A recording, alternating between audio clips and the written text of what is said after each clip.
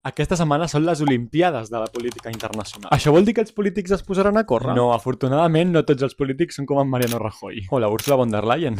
L'Assemblea General de les Nacions Unides se celebra una vegada a l'any i reuneix a tots els líders de tots els països que formen part de l'Assemblea, és a dir, 193, i dos observadors, la Santa Seu, el Vaticà i Palestina. Aquesta assemblea se celebra en un moment en què el conflicte de Gaza és el tema més important a l'agenda, així que s'espera que els polítics vagin passant un a un posicionant-se en el conflicte. Precisament avui comença l'Assemblea General i ja s'esperen diversos reconeixements com el d'Andorra, per exemple. Però aquests dies anteriors ja l'han reconegut tant el Regne Unit, Canadà i Austràlia, com França, Portugal i Bèlgica. I aquí hi ha una mica de competència, perquè davant d'aquesta nova ronda de reconeixements hi ha dos actors que es volen posicionar com a líders o com a influenciadors de que aquests nous estats l'hagin reconegut. I entre ells són França i Espanya.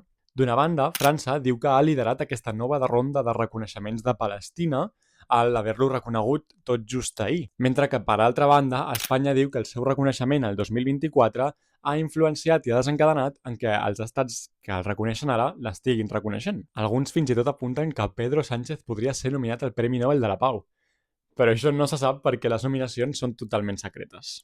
Sigui com sigui, sembla que hi ha alguns països, bàsicament Israel i els Estats Units, que s'estan prenent com si fos una matèria de Jeremiah o Conrad, com si poguessis estar o en Palestina o en Israel, quan en realitat no és qüestió d'entre dos països, sinó qüestió de o estàs amb el genocidi o estàs a favor dels drets humans. Com ja he dit, tot just avui comença l'Assemblea General que durarà fins al dia 29, així que estigui't ben atent perquè tant nit com jo t'anirem informant sobre les novetats i sobre com es pronuncien els líders polítics.